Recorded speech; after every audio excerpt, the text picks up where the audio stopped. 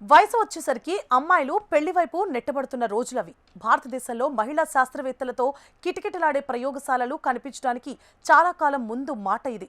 మహిళలకు కళాశాల డిగ్రీ కూడా అత్యంత అరుదుగా ఉన్న ఆ కాలంలో ఓ భారతీయ మహిళ పీహెచ్డీ చేసి భారతదేశంలో మొట్టమొదటి పీహెచ్డీ చేసిన మహిళగా నిలిచారు. ఓడ ఎక్కి అమెరికాకు బయలుదేరారు. విదేశాల్లో పరిశోధనలు చేశారు. ఆమె జానకి అమ్మాల్. ఆమె జాతీయ పంట జన్యుశాస్త్రాన్ని తిరిగి మార్చారు. తన పరిశోధన కోసం లండన్లో నాజీ బాంబు దాడులను ధైర్యంగా ఎదుర్కొన్నారు. బ్రిటన్లో ఆమె జర్మన్ బాంబు దాడుల వెలుగులో రాత్రుల్లో పనిచేశారు.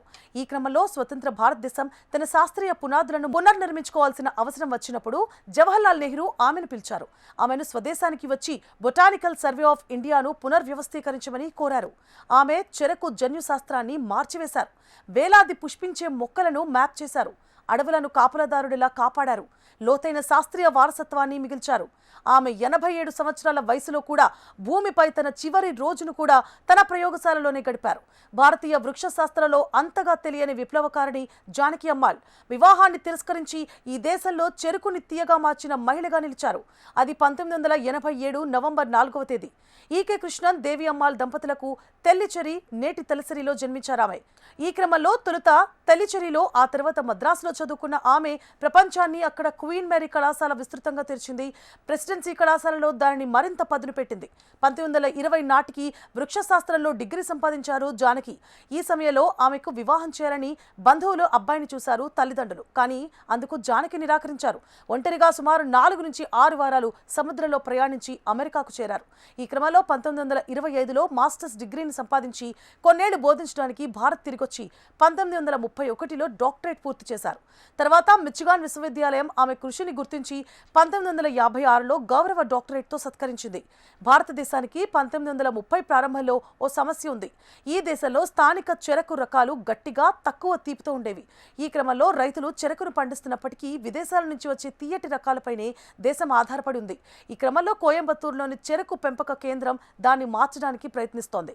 జానకి ఈ ప్రాజెక్టులో సైటోజెనెటిస్ట్గా చేరి క్రోమోజోములు వారసత్వాన్ని అధ్యయనం చేశారు. ఈ క్రమంలో క్రాస్ బ్రీడింగ్ ద్వారా పాలిఫ్లాయిడ్ హైబ్రిడ్లను తయారు చేశారు జానకి. ఇవి చెరకు సుక్రోజ్ను 16 నుంచి 20% వరకు పెంచింది. ఇది భారతదేశ చెరుకును చాలా తీయగా చేసింది. నేడు మనకు తెలిసిన చెరకు, దాని రుచికి కారణం ఈ జానకినే. కానీ కోయంబత్తూరులో ఆమె చాలా సమస్యలు ఎదుర్కొన్నారు. ఓ పక్క ఒంటరి మహిళ, మరో పక్క వెనుకబడిన కులానికి చెందిన వ్యక్తిగా ఆమెకు ఇబ్బందులు తప్పలేదు. భారతదేశానికి ఉన్న అతిపెద్ద శాపాల్లో ఇది కూడా నేటికి కూడా ఉంది. ఈ నేపథ్యంలో ఆమె లండన్ వెళ్లిపోయారు.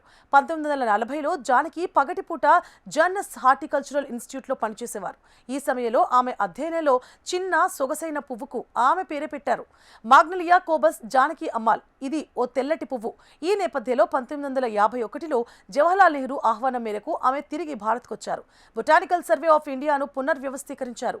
ఈ క్రమంలో 1984 ఫిబ్రవరి 7వ తేదీన 87 సంవత్సరాల వయసులో ఆమె ఇంకా ప్రయోగశాలలోనే ఉన్నారు. మధురవోయల్లోని తన ప్రయోగశాల టేబుల్ వద్ద తుది శ్వాస విడిచారు.